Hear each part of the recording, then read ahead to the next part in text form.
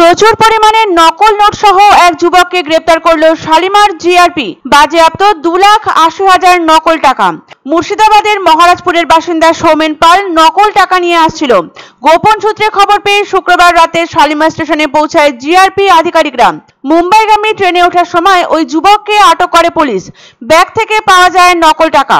তাকে গ্রেপ্তার করে শনিবার হাওড়া আদালতে পেশ করা হয়। নকল টাকা কোথায় পাঠানো হচ্ছিল তা জানতে তদন্ত শুরু হয়েছে। নকল নোট সরাতে গিয়ে আবারও পুলিশের জালে অভিযুক্ত। বাংলার বাইরের নয় এই ঘটনা। শালিমার স্টেশনে নকল টাকা পাচার করতে যাচ্ছিল এক ব্যক্তি, তবে তা হতে হতে অসম্পূর্ণ থেকে গেল স্পেশাল টাস্ক ফোর্সের তৎপরতায়। জানা গিয়েছে রেলপথে নকল টাকা পাচারের চেষ্টা চলছিল। এসটিএফ এর কাছে খবর ছিল আগেই, সেই মোতাবেক প্রস্তুতিও নিয়েছিলেন তারা। পাচারকারীদের মধ্যে একজনকে হাতে নাতে ধরেছে বেঙ্গল স্পেশাল টাস্ক ফোর্স। অভিযোগ, প্রচুর পরিমাণে ভারতীয় মুদ্রার নকল করে তা নিয়েই পাড়ি দেওয়ার পরিকল্পনা ছিল তার। 33 বছর বয়সী সৌমেন পালের এই পরিকল্পনার কথা জেনে যায় পুলিশ। আগাম খবর পেয়ে শুক্রবার রাতে শালিমার স্টেশনে পৌঁছায় এসটিএফ ও জিআরপি আধিকারিকরা। ওঁত পেতে বসেছিলেন সকলেই। শুক্রবার হাওড়ার শালিমার স্টেশন থেকে যখন ওই বিপুল পরিমাণে নকল মুদ্রা নিয়ে সৌমেন ট্রেনে উঠতে যাচ্ছিল, তখন তাকে হাতে নাতে ধরে ফেলে এসটিএফ। তার থেকে উদ্ধার হয় 2,80,000 টাকার নকল নোট। এসটিএফ মারফত জানা গিয়েছে, সৌমেন মুর্শিদাবাদের মহারাজপুরের বাসিন্দা।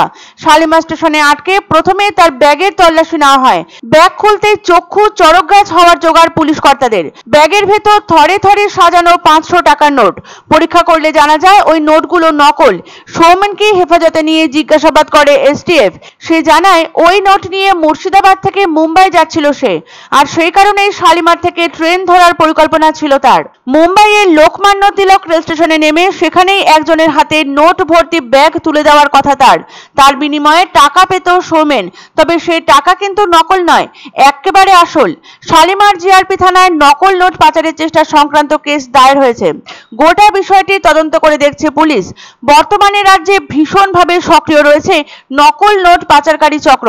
ব্যস্ততম বাজারে ঘণ্টাখানেকের ব্যবধানে লেনদেন হয়ে যায় প্রায় কোটি টাকা। নিলামে পাইকারি কেনাকাটায় নগদ লেনদেনে নোট যাচাইয়ের সেভাবে অবকাশ থাকে না।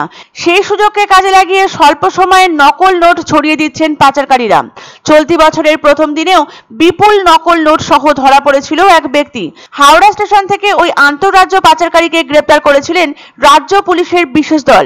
তার কাছ থেকে উদ্ধার করা হয়েছিল 92,000 টাকা মূল্যের নকল নোট। বাজারে ছেয়ে গিয়েছে নকল নোট। সম্প্রতি ফের সতর্কতা জারি করেছে স্বরাষ্ট্র মন্ত্রক। অত্যন্ত নিখুঁতভাবে তৈরি করা হয়েছে এই নোট।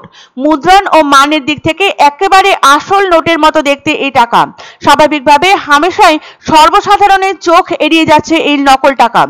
আসল ও নকলের পার্থক্য খুঁজে পাওয়া দুষ্কর হয়ে দাঁড়িয়েছে। ইতিমধ্যে এই নকল নোট থেকে মুক্তি পাওয়ার জন্য তৈরি করা হয়েছে বিশেষ সেল। সরকার নকল নোটের বিস্তার নিয়ন্ত্রণে ইতিমধ্যে বিভিন্ন পদক্ষেপ নিয়েছে। এছাড়া নকল নোট শনাক্তকরণের জন্য বিশেষ ব্যবস্থা নেওয়া হয়েছে বিভিন্ন ব্যাংক কর্তৃপক্ষ থেকে। তথাপি এক শ্রেণীর অসাধু ব্যক্তির তৎপরতায় নকল নোটের কারবার অবাধে চলছে রাজ্য তথা দেশের বিভিন্ন প্রান্তে। তবে পুলিশ ও জিআরপি আধিকারিকদের তৎপরতায় ধরা পড়ে যাচ্ছে এই অসাধু চক্র।